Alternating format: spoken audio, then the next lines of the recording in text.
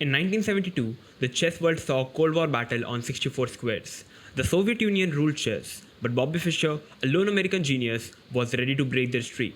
Facing Boris Spassky, Fischer shocked everyone in Game 6 by switching his opening, a move that left the Soviets stunned. What followed was a masterpiece so brilliant that even Spassky applauded. This is the game that defined Fischer's genius. Now let me break down this game to you guys and display Fischer's genius. Make sure to watch it till the end. So Fischer opened the game with 1c4, and to my knowledge Fischer has played this only once before. The great advantage of his going to queenside opening is that without any history to rely on, it was impossible for Spassky to know what to prepare.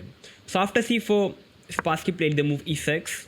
We have knight to f3, d5, d4. Now we have the queen's gambit. Knight to f6, knight to f3, knight to c3, bishop to e7, bishop to g5, castle, and now we have the move e3, h6, and now we have bishop to h4.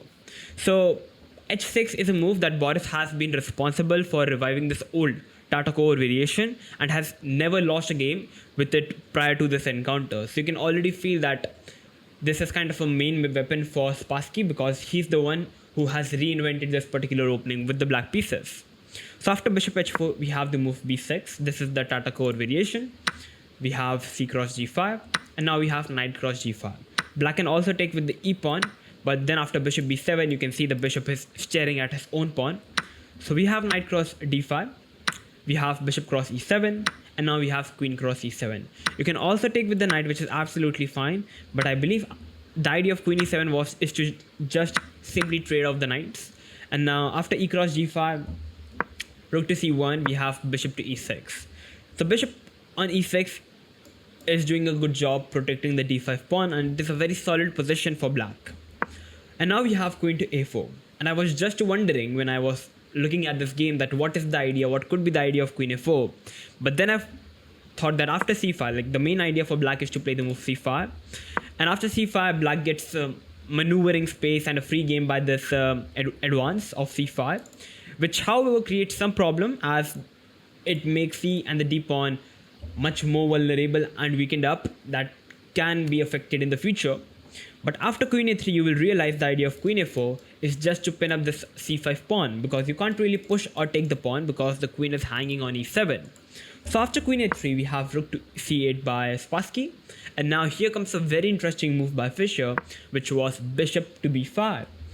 The idea of bishop b5, I believe, is just to provoke black to play the move a6. White can also play the move bishop to e2, which is absolutely fine, but bishop b5, I believe, is a move that puts bishop on a much active square, and also at the same time it kind of provokes black to play the move a6, which exactly happened in the game. And now we have the move d cross c5, because you can't really take the bishop because the rook is hanging on a8. We have b cross c5, short castle, and now we have the move rook to a7 by Boris. Now his idea is to capture the bishop because the rook is protected by the queen. But instead, after castle, queen b7 has been suggested as an improvement, basically unpinning the pawn on c5, and now you are ready to capture the bishop on b5. And very important thing that we are going to see is that after rook a7, bishop e2, knight d7, white played the move knight to d4. And you see, with the idea of queen b7, the rook is already protected, so knight d4 is no longer possible. So that's why queen b7 would have been a much better response. And after knight d4, now we have the move queen to f8. And I believe knight to d4 is a very strong move in this position, believe it or not. Why? Like at the first glance, it looks like a very normalish move. But after knight d4, for example, if black plays knight f8, white still keeps the edge. So queen to f8 was played. And black is intent on resolving the tension. But this move is a loss of time because queen f8 doesn't really help black in achieving anything, and perhaps it is already a big fatal mistake. Why? Because after queen f8, white went for capturing the bishop on e6, and after f cross e6, it only looks like black has solved all his problems and black is having a pretty nice pawn structure in the center with absolutely no weaknesses, and black should be fine. But after f cross e6, we have a very strong move by white, which is e4.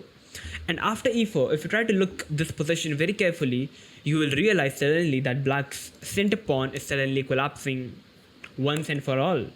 Like after e4, black is having two ways. Black can either push the pawn or he can take the pawn. So first, starting with if d cross e4, white is ready to play the move bishop c4, attacking the pawn on e6. You can just look at the weaknesses black is having in his camps. All the pawns black is having are all weakened up. Bishop c4, black have to defend it. Rook e1, attacking the pawn. Knight to f6, and now once again a very strong move, f3. You can't take because the e6 is hanging, and that would be a completely winning game for white. So black can't do much but just to move the king. F cross e4, e5, or else white is ready to push the pawn, grabbing more space. So e5, but after rook d1, you will realize white is the one having open file. White's bishop is nicely placed compared to the knight on f6, and most importantly, black is having many weak pawns in the position, which is going to be game over. Like practically speaking, it's already lost for black. That's why we have d4 in the game, and now we have f4. f4 is a move which is a very strong move. First, it pushes the pawn on the king side, grabbing more space on the king side. Second, you can't really push the e pawn, and third, this pawn is going to be extremely weak. Black's all pawns are extremely weak, and yeah, f4 I would say it's a very interesting move. At the same time, black can also maybe play f5, but the main idea is to play the move e5. Basically, after f4, if black tries to push the pawn, white can already capture it, attacking the queen. Black can move the queen, thinking to recapture the pawn back, but after e6, it's a very strong move because you can't really capture the pawn, because after bishop c4, the queen is gone. So that's why e5 would have been a big blunder. So we have the move queen e7, and now we have e5, a very strong move by Fischer once again. Not only he opens up the light squares for his bishop, but second, he also takes away the squares, the key squares from the knight on d7, and third, now the e6 pawn is a permanent weakness, and it's going to be fall apart any minute now. And also at the same time, black is having pawn weaknesses all around the board. So we have rook to b8, and now we have first bishop c4, putting the bishop on a nice square, attacking the pawn on e6. And now we have king to h8. If black plays knight to b6, attacking the bishop over here, just queen b3, you can't capture the bishop because you lose the rook, and now you can't really protect the pawn on e6 anymore. If you move the rook, you lose the knight, and if you play king f7, something like this, f5 is just game over for black. So that's exactly why knight b6 would have been a horrible blunder. So king h8 was played, and now we have queen to h3 this time. Just using like a very resourceful move, I would say, getting all the pieces into the game and attacking the pawn on e6. Once again, in the game we had knight f8, the only way to defend the pawn on e6. If black goes for capturing the pawn on b2, after bishop cross e6, definitely black has captured the pawn on b2, but these pawns are not going to really become problem for white. But once white's idea is just to move the bishop from the e6 square and just push the pawn, and believe it or not, black is completely busted. So that's why rook cross b2 is already like not a good move. So knight f8, defending the pawn on e6 first, and now simply b3, a5, f5. You see, like f5 is a move which is a very strong move in this position and kind of hard to play for beginners. Why? Because you see, black is already having a weakness. So many players would like not to play the move f5 because you are just removing your opponent's weakness. But looking at the bigger picture, you will realize that after take rook cross f5, you are not only having open f5 control, you are having more pieces on the king side that makes blacking even more vulnerable. And now you are also having a pass pawn. So we have knight to h7, and now we have rook to f1. So like white wants to play the move rook f7, getting the queen for the two pieces, but after rook f7, now black is having this knight g5, which attacks the queen and the rook. So basically, if you take the queen, black can take the queen with a check, and in this position, black is the only one who is winning the game. So that is why first Fischer got his another rook into the game, and now just queen g3, get the rook on f7, and that's game over. So we have queen to d8 by Boris Spassky, queen to g3, rook to e7, h4. h4 is a move that takes away the g5 square from the knight. Rook to b7, e6. And at the first glance, after e6, it looks like white is blocking his own bishop. But after e6, not like you're kind of first of all provoking your opponent to play knight f6. And second, you are grabbing more space in the center, which takes away the key squares like f7 and d7. And believe it or not, it's completely winning for white. We have rook to c7. If black goes for something like knight f6, white is already prepared to sacrifice the exchange, and this is completely game over for black. So it's not going to work. If queen c7, just check, and that's game over, because after take, check, and bishop d3 check, you have to push queen to g6, and that's game over. So going for a queen trade is also not going to work upon. So we have the move rook to c7, queen to e5, queen e8, and now I love the fact that what Fischer played. He first played the move a4, which doesn't really make any sense. Rook f2 and rook f3. I believe the idea of like the past three moves does not really improve white's possession, but the whole point of Fischer, I believe, was just to make Boris look at his position and realize that he's already in zugzwang, and he's not really having any good move to make to improve his position, and now he's kind of forced to move his queens.